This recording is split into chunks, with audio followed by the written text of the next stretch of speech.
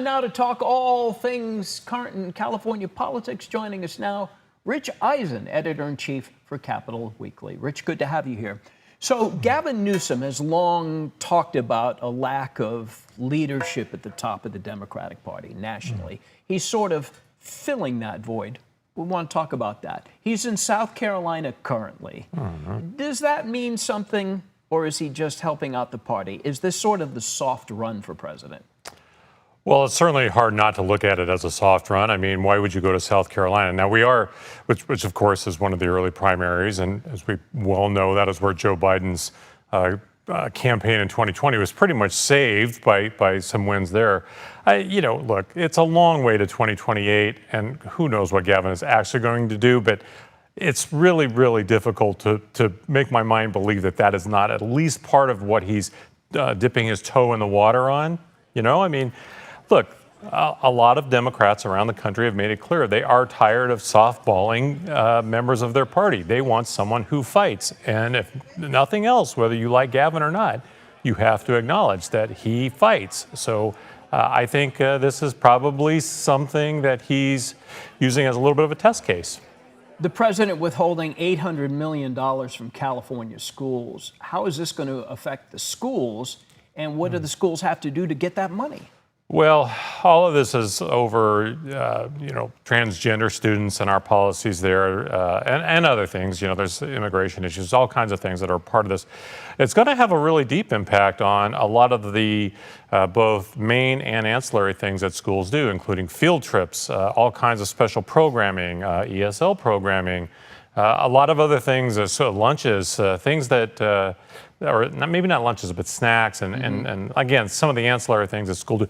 Teacher development, which is a really big deal in this era. So those are things that are going to really hurt. California Democrats, according to Politico, are pulling back on climate policies. This state is very well known for being aggressive in terms of climate issues. Why is California, they're just getting beaten down by the president?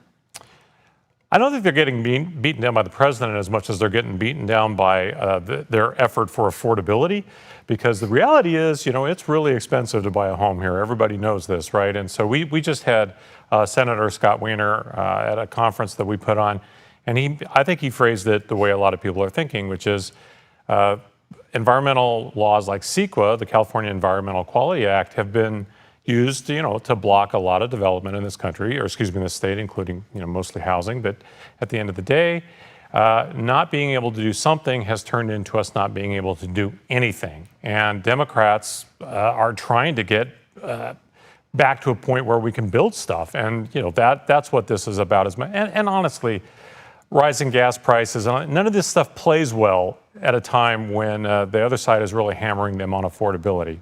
There's a new UC Irvine poll out this month, the California governor Kamala Harris at 41%. Any Republican would be at 29% at that point. Is that high for a Republican that we don't even know yet? Not in this era.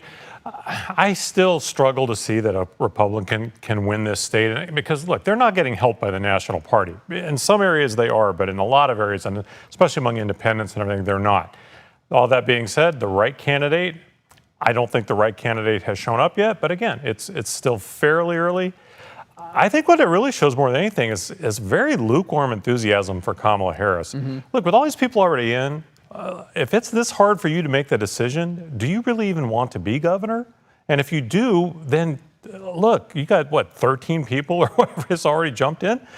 It would be a consideration for the other candidates if she were to say one way or the other, but there's still a ways to go. And if she can shorten that campaign, that might be to her advantage, and she doesn't need to be running around to every car wash opening already if she declares. Except a shortened campaign did not help her with the presidency. It did not, but she's so far ahead in Cal. Quickly, that same poll also says that they believe California by a 2-to-1 margin is headed in the wrong direction.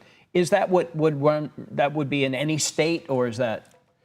Yes. I mean, right now, again, I think our affordability issues, and again, polling to me always is who did you ask and how did you ask, right? So I don't know the very deep specifics of that, but I would say there's certainly a lot of people who feel, that, especially on the affordability scale, that we could do better. Okay, Rich Eisen, Capital Weekly editor in chief. Thank you, Rich. Good to see you.